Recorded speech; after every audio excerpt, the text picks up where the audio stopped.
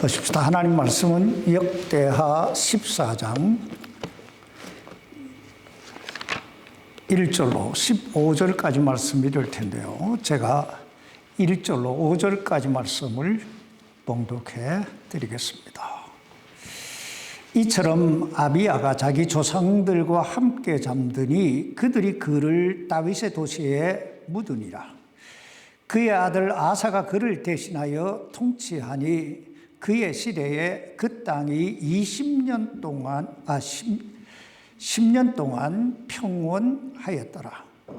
아사가 주 자기 하나님의 눈에 선한 것과 올바른 것을 행하였으니 그가 이방 신들의 제단들과 산당들을 제거하고 형상들을 부수며 작은 숲들을 베어내고 유다에게 명령하여 주 그들의 조상들의 하나님을 구하게 하며 율법과 명령을 행하게 하고 또 유다의 모든 도시에서 산당들과 형상들을 제거하였더라. 왕국이 그 앞에서 평온하였더라. 기도하십시다. 살아계신 아버지 하나님, 오늘 이 하나님의 말씀이 우리 심령 골수를 찔러 쪼개어 새롭게 하는, 우리가 어떻게 우리의 남은 생애를 살아갈 것인가 새롭게 발견하는 시간이 되게 해 주옵소서. 주께서 이 연약한 종을 붙드시고 사용해 주옵시기를 우리 주 예수님의 이름으로 기도하옵나이다. 아멘.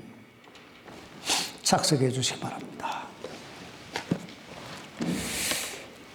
우리가 그리스도인들의 삶을 가만히 살펴보면 대체적으로 두 가지 유형이 있다는 사실을 발견하게 되는데, 하나는 날마다 기쁨과 감사와 찬양이 넘치는 가운데 하나님의 은혜의 손길을 체험하며 살아가는 사람들이 있고, 또 하나는 하나님을 믿는다고 하면서도 늘 그 걱정과 근심 가운데 메마르고 건조한 삶을 살아가는 사람들이 있습니다. 그렇다면 왜 어떤 사람은 기쁨과 감사와 찬양이 넘치는 삶을 살아가고 또 어떤 사람은 근심과 걱정 속에 메마르고 건조한 삶을 살아갈까요?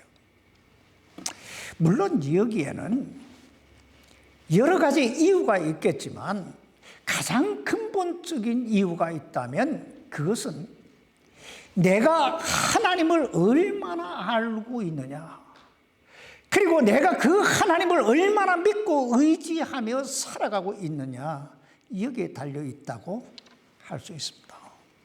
생각해 보세요. 여러분은 하나님을 믿습니까? 하나님을 믿는 사람만 아멘 하겠죠. 여러분 하나님 믿습니까?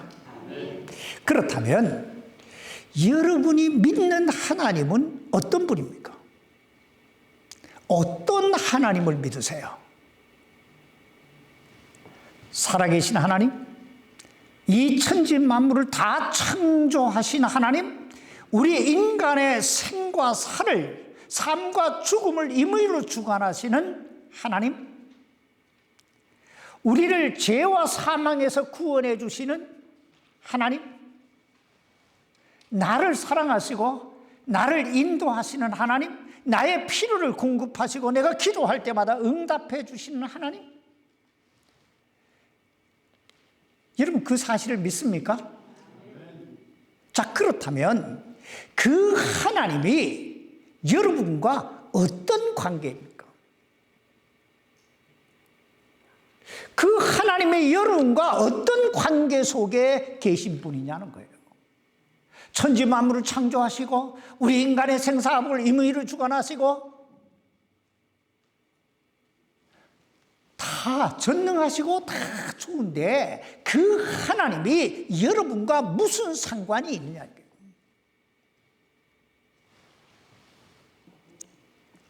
신앙생활이라고 하는 건요, 믿음이 삶이고 삶이 믿음인 거, 이게 신앙 생활이에요. 다시 말하면 믿음과 삶이 하나인 거. 근데 어떤 사람들을 보면 믿음 따로, 삶 따로, 교회 와서 따로, 교회 밖에 나가서 따로. 여러분, 왜 이런 현상들이 일어날까요?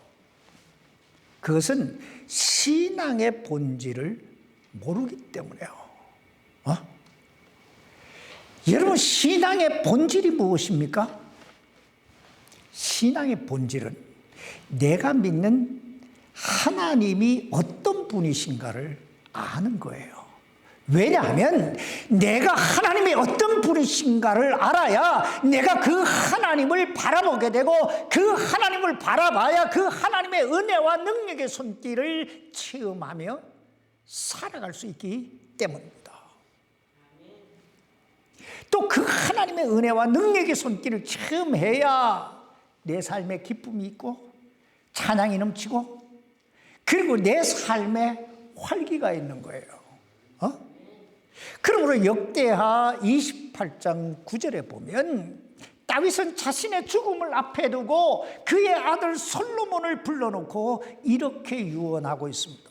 내 아들 솔로몬아, 너는 내 아버지의 하나님을 알고 완전한 마음과 자원하는 생각으로 그분을 섬길지어다.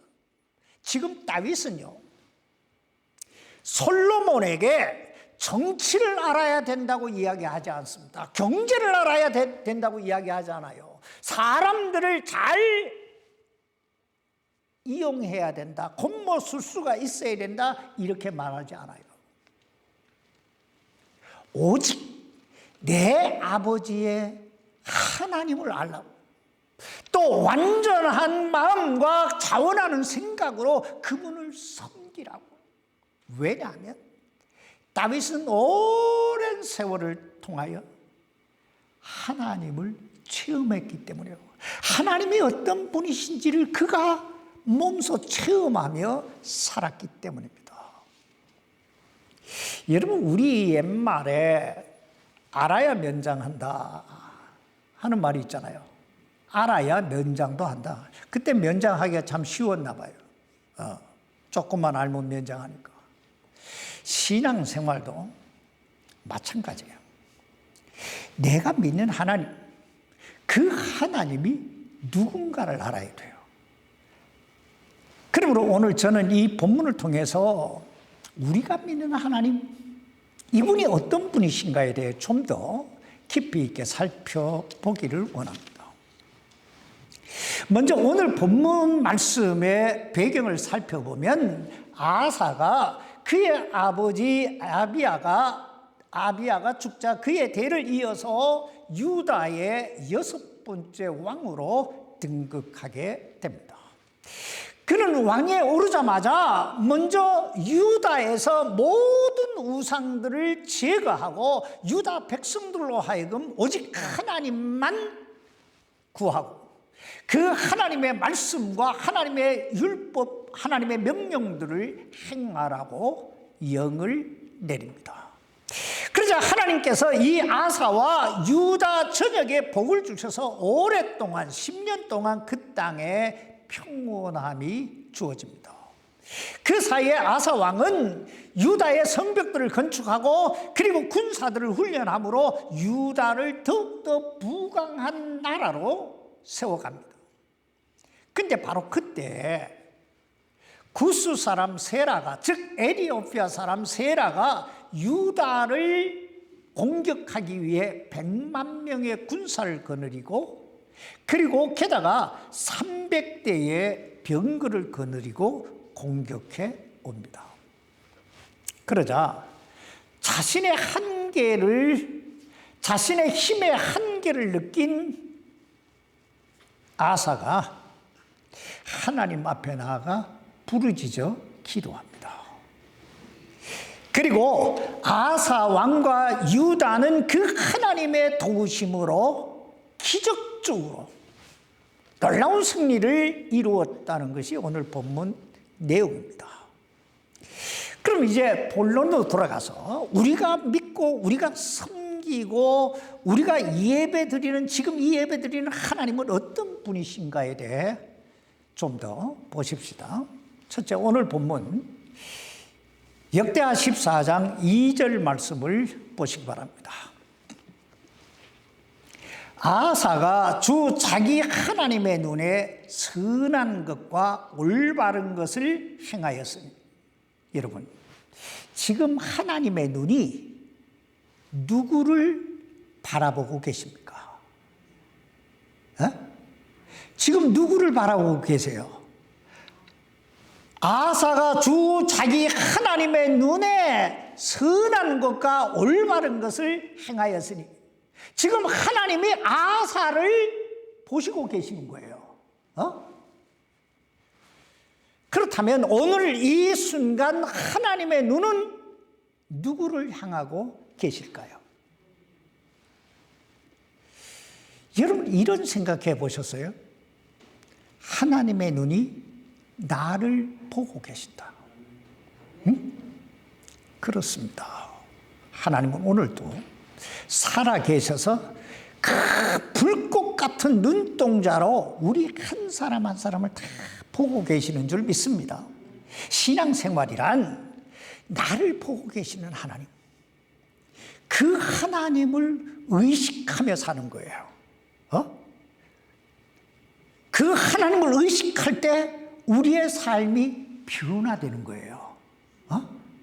생각해 보세요.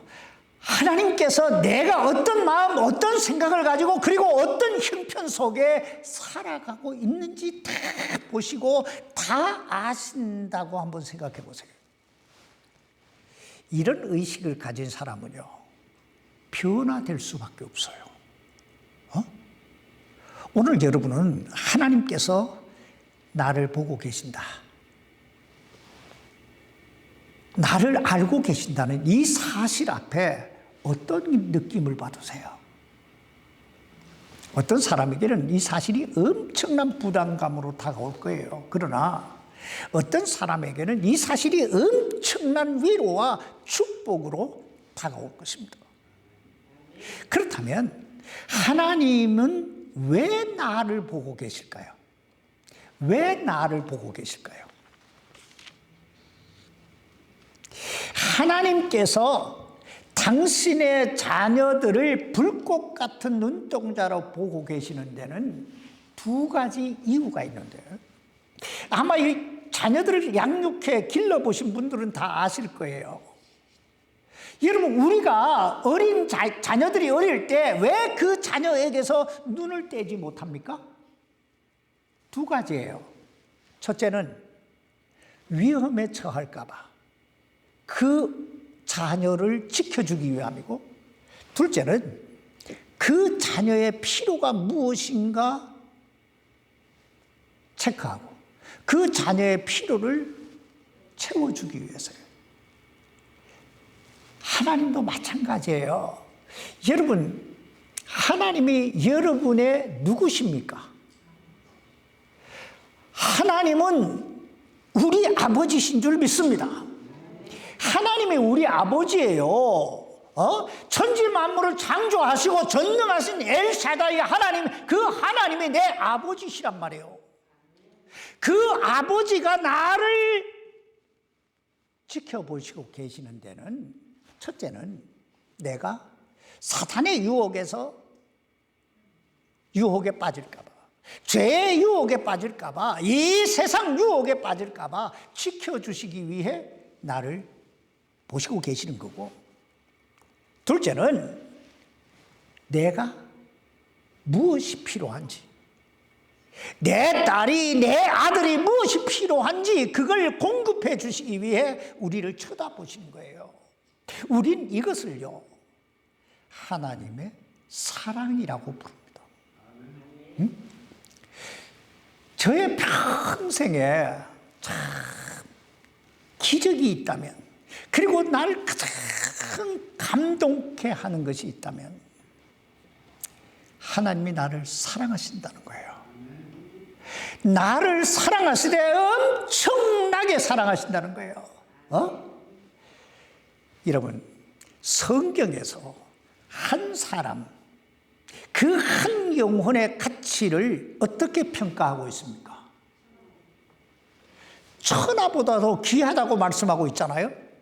여러분, 우리 한 사람 한 사람의 가치가 왜 천하보다 더 귀한지 아세요? 여러분, 하나님께서 이 천지 만물을 창조하실 때 어떻게 창조하셨어요? 빛이 있으라 하시니 빛이 있었고, 하늘이 궁창에 하늘이 있으라 하시니 하늘이 있었고, 땅이 있으라 하시니 땅이 있었어요. 그런데 우리 인간을 창조하실 때는 어떻게 창조하셨어요?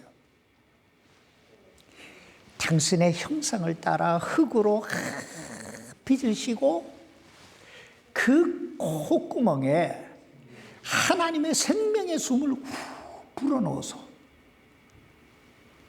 우리 인간을 창조하신 거예요. 그러니까 얼마나 우리 인간이 존귀한 존재입니까? 여러분, 자기가 존귀하다고 좀 목 좀 뻣뻣하게 하고 다녀도 돼요. 교만할 필요는 없지만은 난 그래도 존귀한 존재라는 자부심을 가져야 될 필요가 있다는 거예요. 더 나아가서 하나 범죄한 우리 인간을, 우리를 구원하시기 위해 하나님이 어떻게 하셨어요? 당신의 하나밖에 없는 독생자 예수 그리스도를 이 땅에 보내서 십자가에 못 박혀 피 흘려 죽게 하심으로 그 생명의 보혈로 우리를 죄와 사망에서 구원해 주셨잖아요. 여러분, 이런 말 들어보셨어요?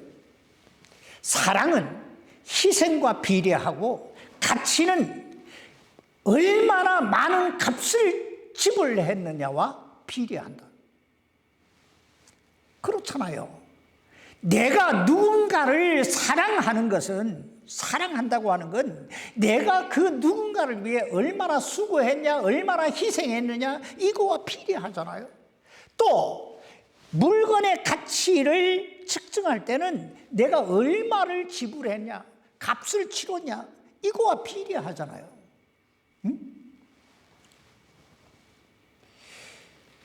우리를 향하시는 하나님 사랑 마찬가지예요. 오늘 여러분은 이 놀라우신 하나님의 사랑과 은혜를 얼마나 느끼며 사십니까? 하나님이 정말 날 사랑하신다. 여러분 믿으세요? 그러면 전능하신 하나님께서 당신의 생명보다 더 귀하게 나를 사랑하신다면 내가 염려할 필요가 있어요, 없어요?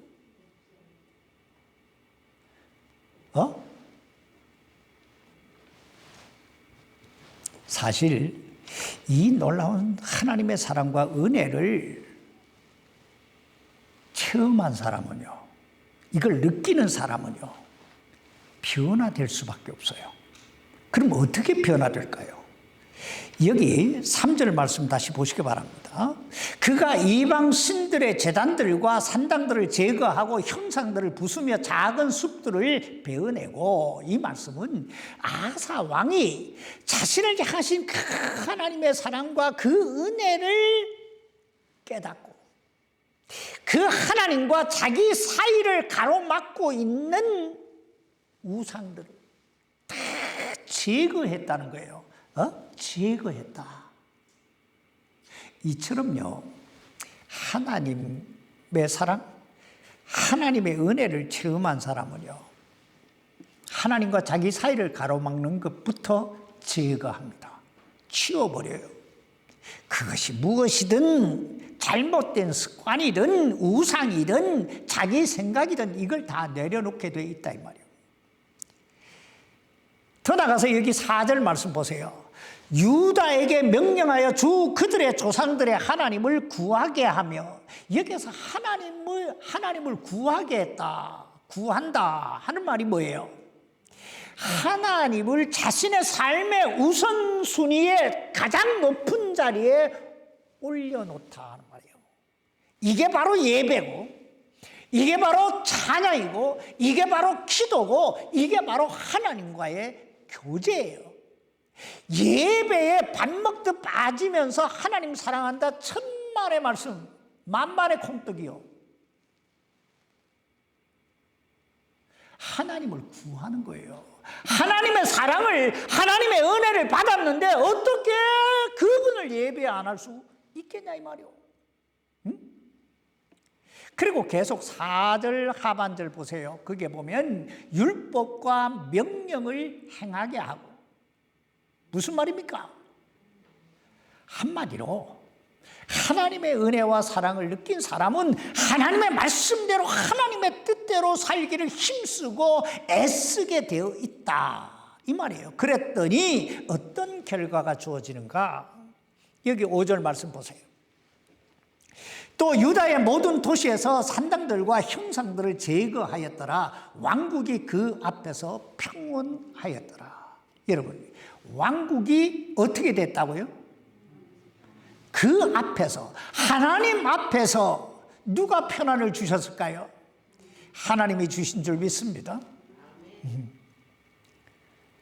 하나님과 자기 사이를 가로막는 우상을 제거하고 하나님을 구하며 하나님 말씀대로 살고자 힘쓰고 애썼더니 하나님께서 그 왕국에 형통함을, 평온함을 주셨더라.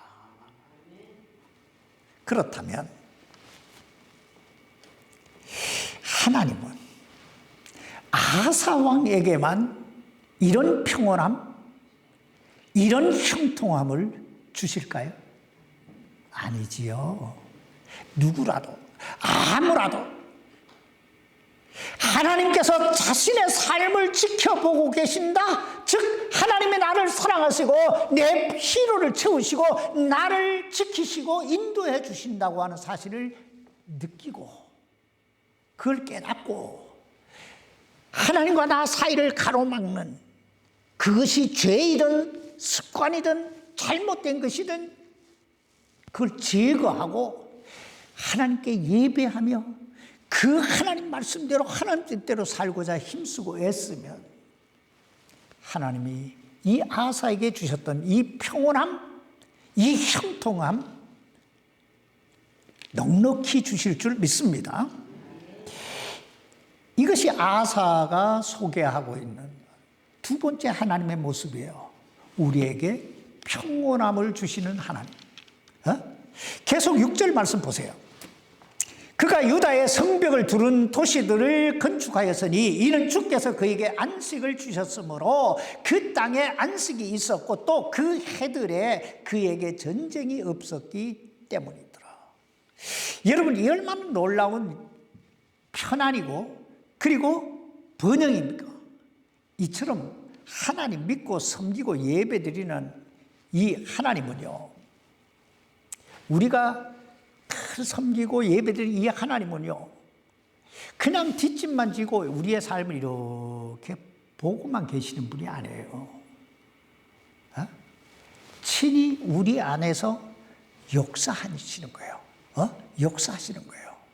여기 7절 말씀 보세요. 그러므로 그가 유다에게 이르되 이 땅이 아직 우리 앞에 있을 때 우리가 이 도시들을 건축하고 그것들 주위에 성벽과 망대와 문과 빗장을 만들자. 우리가 우리 하나님을 구하고 우리가 그분을 구하였으므로 그분께서 우리에게 사방의 안식을 주셨느니라 하였으며 이에 그들이 건축하고 형통하였더라. 여러분,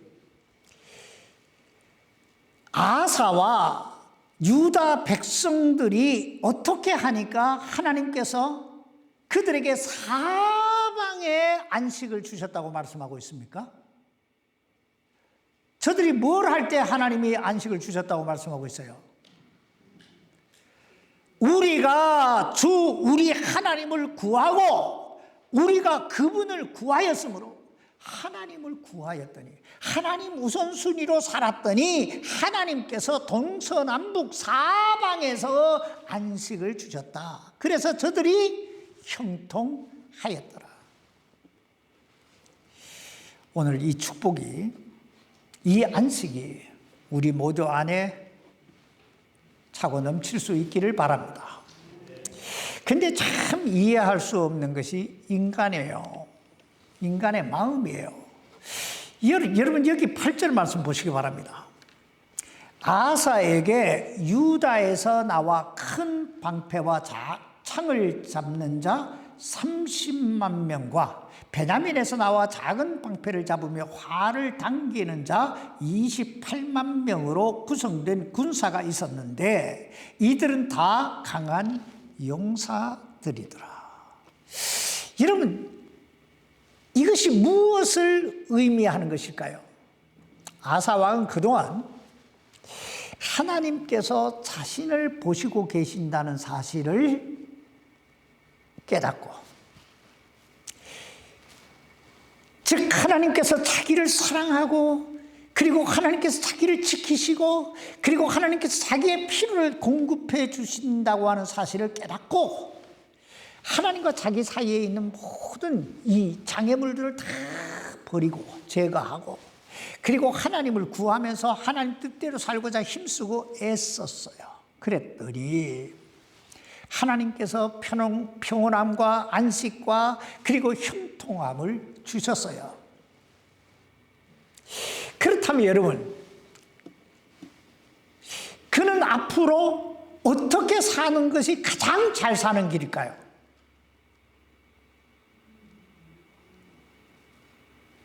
저를 한번 보세요. 그 밑을 쳐다본다고 그 답이 나오겠어요? 자, 아사가 하나님이 자기를 보고 계신다, 하나님이 나를 지키시고 나를 인도하시고 나의 필요를 공급해 주신다, 이 사실을 깨닫고 우상을 제거하고, 그리고 하나님께 예배하며 그 하나님 말씀대로 하나님 뜻대로 살기를 힘쓰고 애썼더니 하나님께서 그에게 뭘 주세요? 평온함을 주시고 사방으로 안식을 주시고 그리고 형통함을 주셨어요. 그러면 그가 앞으로 어떻게 살아야 돼요? 계속 그렇게 살면 돼요. 그죠? 계속 그렇게 살면 돼요. 그런데 지금 아사 왕의 눈이 어디를 향하고 있어요? 지금 아사 왕의 눈이 성벽, 든든한 성벽을 향하고, 그리고 강한 자기 그 군대에게 그 눈이 돌아가는 거예요. 마음이 돌아가는 거예요. 눈에 보이지 아니하는 하나님보다 이 물질에, 이 군사력에, 이 성벽에 싹 마음이 이동하기 시작하는 거예요. 근데 어쩌면요, 이게 제약된 인간의 마음인지도 몰라요. 힘들고 어려울 때는 그렇게 하나님 한 번만 하고 막 그렇게 매어 달리다가도 조금 괜찮아지면 어때요? 조금 괜찮아지면 언제 그랬냐 하고 또 돌아가잖아요. 획획 돌아가잖아요, 그것도. 그런 사람들이 얼마나 많아요. 그런 사람들을 향해서 시편 기자는 시편 127편 1절에서 이렇게 말씀합니다. 주께서 집을 세우지 아니하시면 세우는 자의 수고가 헛되고, 주께서 성을 지키지 아니하시면, 도시를 지키지 아니하시면 파수꾼의 깨어 있음이 허사로다, 헛되도다. 그렇습니다. 이 세상 만사가요, 내 마음 먹기에 달려 있는 게 아니라 이 세상 만사가 하나님 손안에 있는 줄 믿습니다. 하나님 손안에 있는 거예요. 착각하면 안 돼요. 우린 여기에서 세 번째, 하나님은 어떤 분이신가를 발견하게 되는데, 우리가 믿고 섬기고 예배하는 하나님은 우리를 원하게 사랑하시기 때문에 우리가 어긋난 딴 길로 가지 못하도록 항상 지키시고 깨우쳐 주시는 하나님이시다 하는 거예요.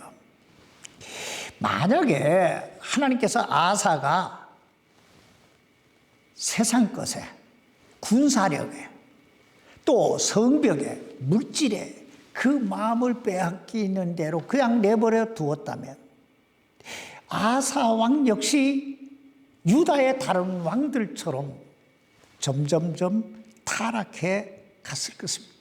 그러므로 하나님께서 아사를 터치하시는 거예요. 하나님은 당신의 사랑하는 자녀들을 늘 터치하세요. 이 터치를 감사해야 돼요. 내게 시련이 오고 내게 고난이 오고 내게 아픔이 오고 내가 잠 못 이루는 밤을 맞이하는 거, 여러분 이거 감사해야 돼요. 여기 역대하 14장 9절로 10절 말씀 보세요. 에티오피아 사람 세라가 그들을 치려고 100만 명의 군대와 병거 300대를 거느리고 나와 마레사에 이름에 그때 아사가 그를 치려고 나아가니라. 그들이 마레사의 스바디 골짜기에서 전투 대형을 갖추고, 여러분 아사가 거느린 군대가 몇 명일까요? 아사 왕이 거느리고 있는 군대가 몇 명이에요?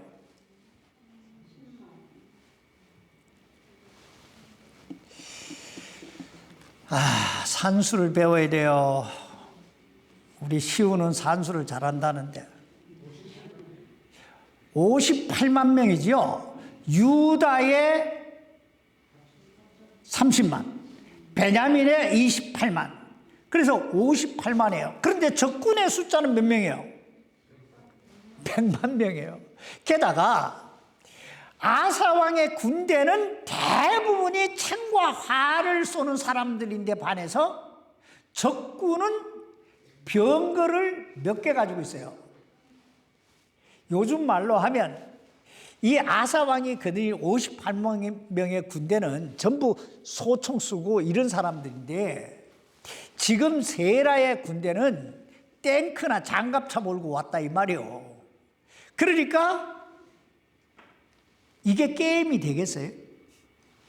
우리가 여기에서 꼭 한 가지 기억해 두어야 할 것이 있는데, 모든 고난과 시련이 반드시 우리의 죄나 또 그 죄값으로 오는 것은 아니라는 거예요.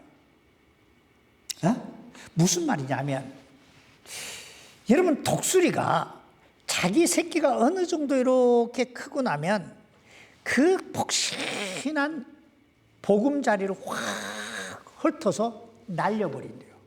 그리고 그 높은 낭떠러지에서 새끼를 밀어서 떨어뜨린다는 거예요.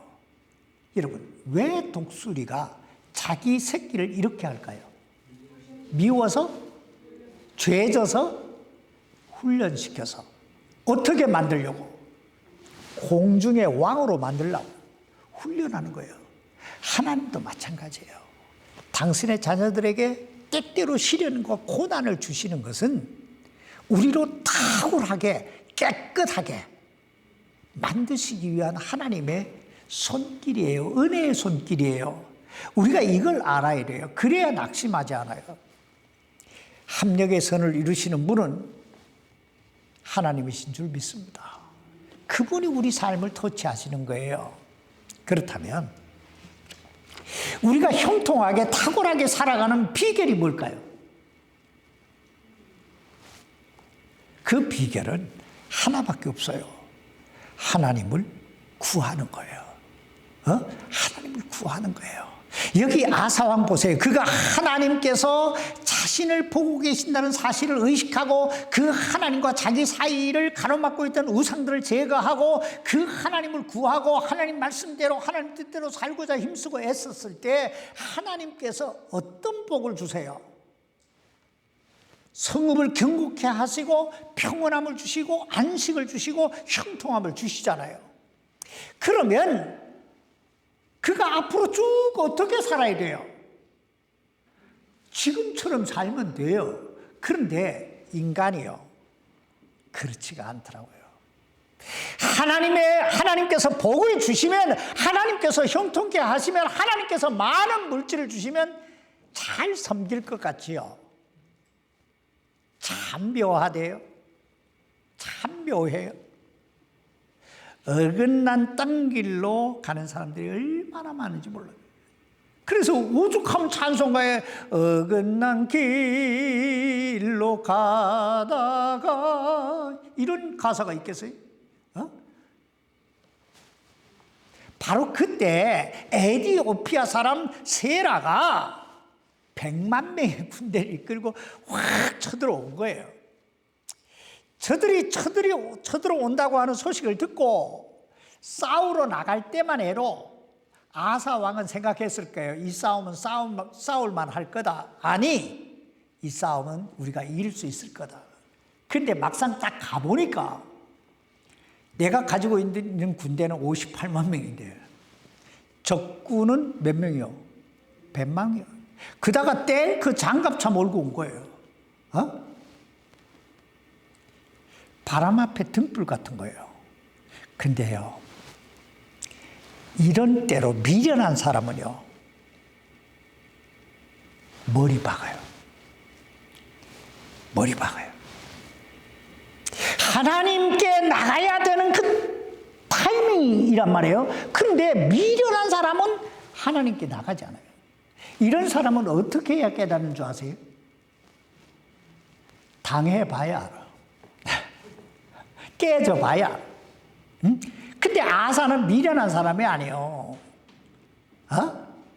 그러니까 하나님 앞에 나가서 기도하는 거예요. 11절 보세요.